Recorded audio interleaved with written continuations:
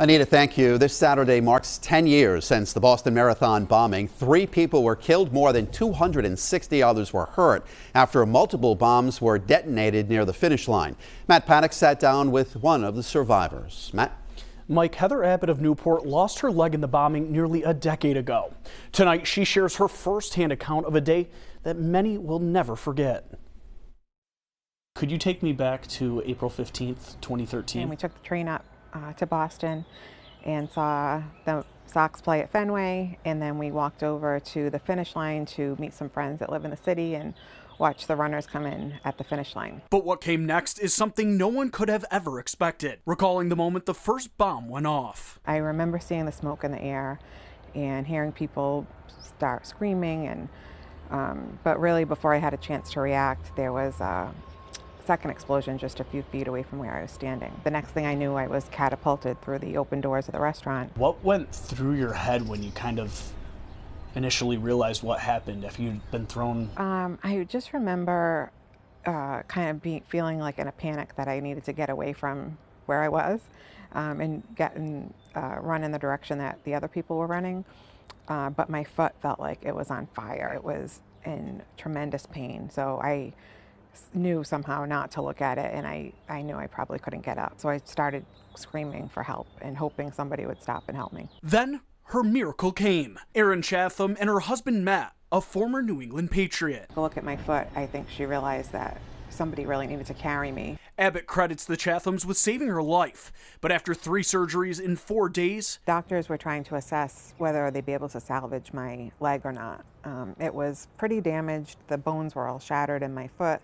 My heel was completely blown off. She had to make a choice. After many hard discussions with veteran amputees, she made one of the hardest decisions she could, having her leg amputated. Coming up new at 6, Heather Abbott tells us about how she found healing through this tremendous tragedy, creating a foundation that helps other amputees across the country. Reporting live in studio, Matt Paddock, 12 News. Tonight, we're catching up with a Rhode Islander whose life was forever changed 10 years ago this Saturday. 12 News reporter Matt Paddock talked to Heather Abbott today about the approaching anniversary of the Boston Marathon bombing. Matt? Well, Mike Kim, on April 15th, 2013, Heather Abbott was one of more than 200 people injured during the Boston Marathon bombing. Abbott would be forced to make the hardest decision of her life, to amputate her leg. But rather than letting it keep her down, she created a foundation which has helped dozens of other amputees across the country. Doctors were trying to assess whether they'd be able to salvage my leg or not. It was pretty damaged. The bones were all shattered in my foot. My heel was completely blown off. On April 15th, 2013, Heather Abbott was on Boylston Street, watching on as runners crossed the finish line of the Boston Marathon, when all of a sudden, we had just approached the restaurant doors when the first bomb exploded. I remember seeing the smoke in the air and hearing people start screaming, and but really before I had a chance to react, there was a second explosion just a few feet away from where I was standing. That blast forcing her to go through surgery after surgery until she was forced to make an unimaginable decision. After several surgeries, they came to me and recommended amputating my leg. But she wasted no time turning tremendous tragedy into a ray of hope. I had a love-hate relationship.